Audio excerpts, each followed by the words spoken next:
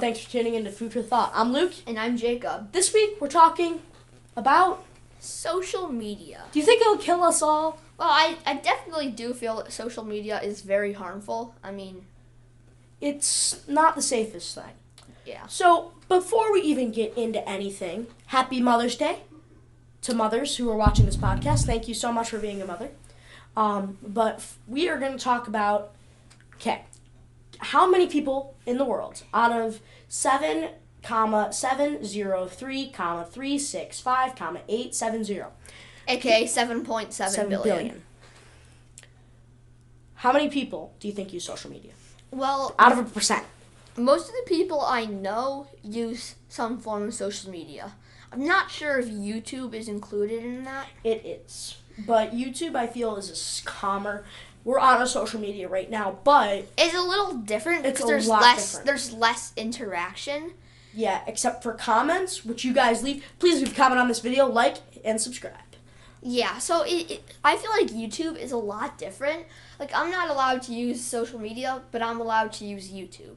So it's different. It's different. So how many people do you think use social media? Out of percentage, out of 100%. 60.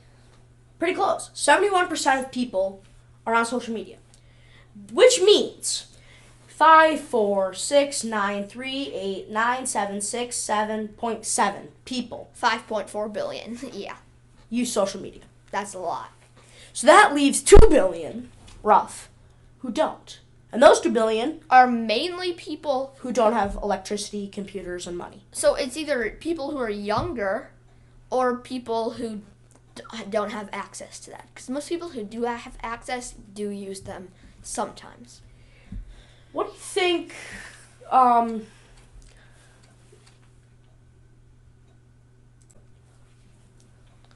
So, one of the pros of social media is that the messaging on social media sites can lead to face-to-face interactions if, per se, you make a connection on social media and you make a plan using the messaging.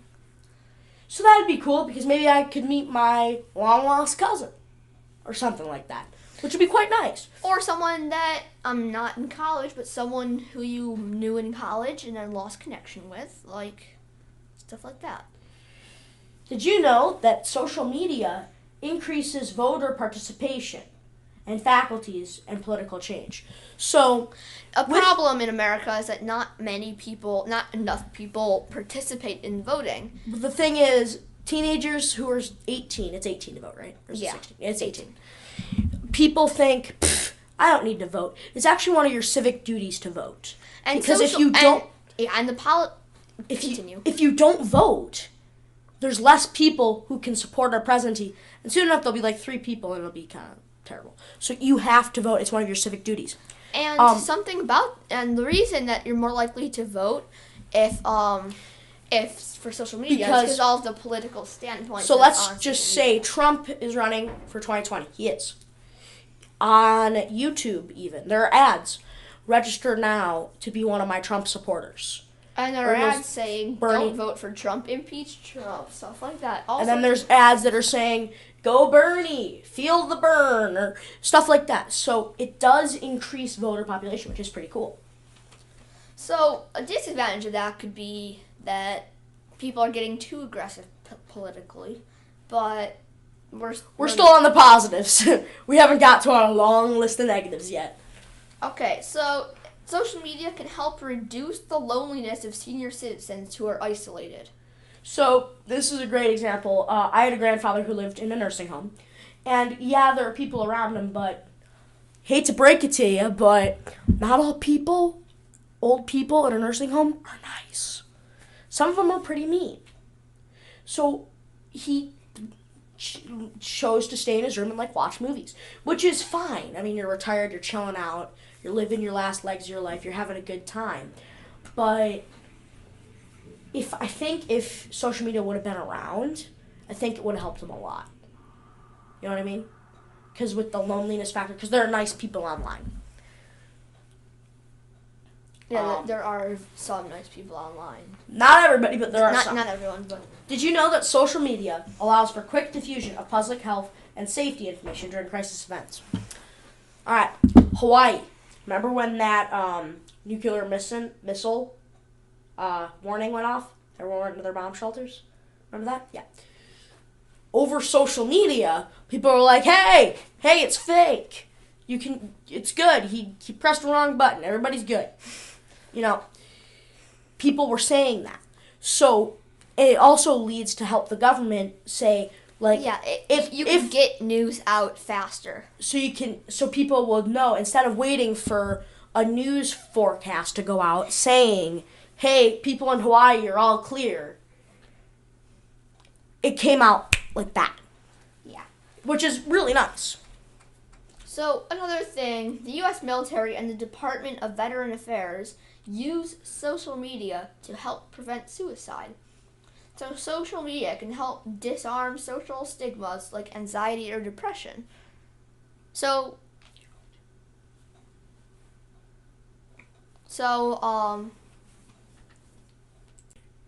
that's a little confusing, but to boil it down, the U.S. government has a hotline for suicide prevention.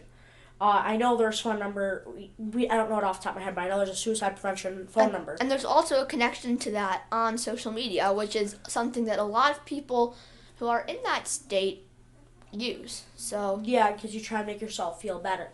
So that's a plus. What? So it is beneficial to have it. We went from this kind of positive light to this really negative light, but you get the gist. It's a positive. Because the more suicides you can prevent, the more people are on this earth. Now, a lot of those things are some of those people who are in a state of depression, some of them probably got to that state through social media. That's a point that we'll discuss later.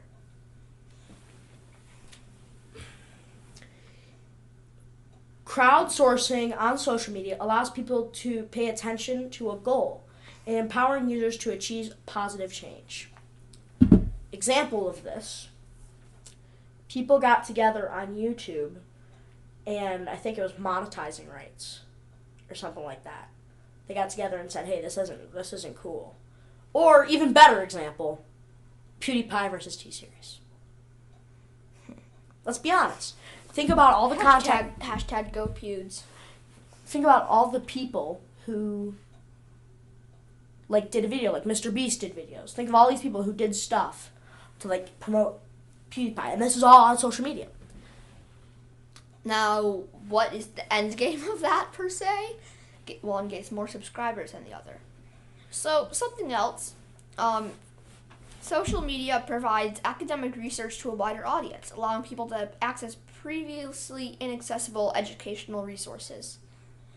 So social media sites can help improve overall well-being by providing users with a large social group called creating a contagion effect. So we can now share results of researches that we have found.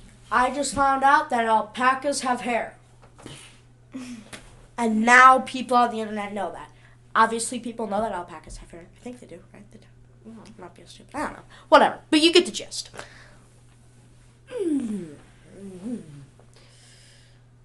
Professional networking sites like LinkedIn greatly assist companies to find personnel and job seekers to find work. This is really nice because, my dad was on LinkedIn for a while. I think he still is. But it's really nice because if an employer says, "Hey, do you have some stuff about you?" you can say, "Hey, go check out my LinkedIn page." You know what I mean? They're super nice and helpful. So now we're on to some of the cons of social media.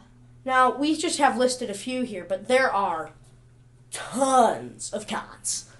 So I'll just read off a couple. Social media posts cannot be entirely deleted. So that can endanger our military, journalists, and activists.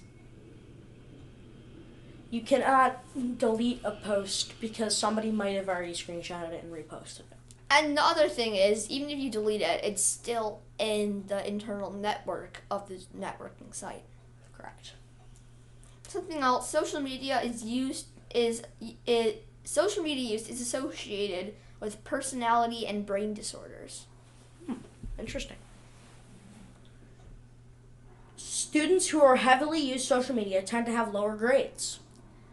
There was a kid, not saying any names or anything about him, is on every single social media site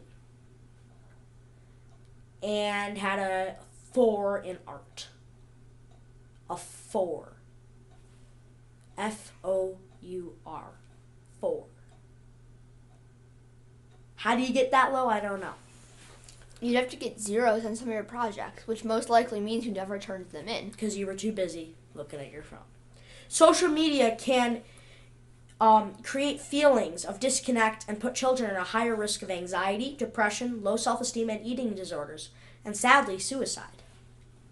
So like we said before, most of the suicide prevention is needed because of the social media. So, which at one point will someday kill us all. So criminals can use social media to commit and promote crimes. Something related to that, the investigation with people interfering with the election. The Mueller report? Yeah. Let's make this politics.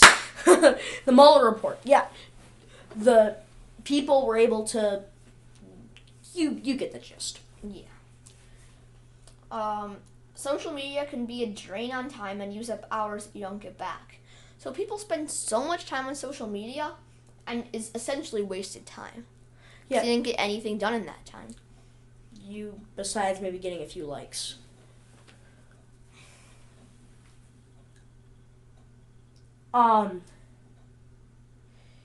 Social media is pretty much advertising practices that create an invasion of privacy. Think about it. Yeah, you're all the sharing pictures you so upload. Much. Let's say you take a picture of you in front of your house. Well, I can find that house on Google Maps. I now know where you are. Just like that. Social media faculties can lead to actually criminal charges. Stuff you can do wrong. I don't want to list them, but you guys know what you can be arrested for that if you put on social media. I know you do too. And it's sad that people do that, but people do it. But you can get arrested for some things you put on social media. And also, some studies have shown that the use of this can cause personality and brain disorders, such as ADHD and self-centered personalities, particularly in youth. People whose brains are still developing are easier for this to happen. So, that's all we got about social media. Continue this discussion in the comments. Personally, what I think about it is it's doing more hurt than help. It's doing more harm than good. Make sure to continue this discussion with your friends. Share this video with your family. Especially on Mother's Day. When you're sitting down eating dinner with your mom, say, "Hey, Mom, what are your opinion on social media? I just watched this really cool video by these guys at Food for Thought. You should go subscribe to them and like their videos." Maybe not Mother's Day, but tomorrow. This video will probably be out after Mother's Day dinner, though. Oh, no, I'm probably going to upload it really soon. We're going to edit and have a good time. So we hope you guys enjoyed. Make sure to subscribe, like, comment, which I totally just didn't leave hints to. And we'll see y'all later. I'm Luke. And I'm Jacob. See ya.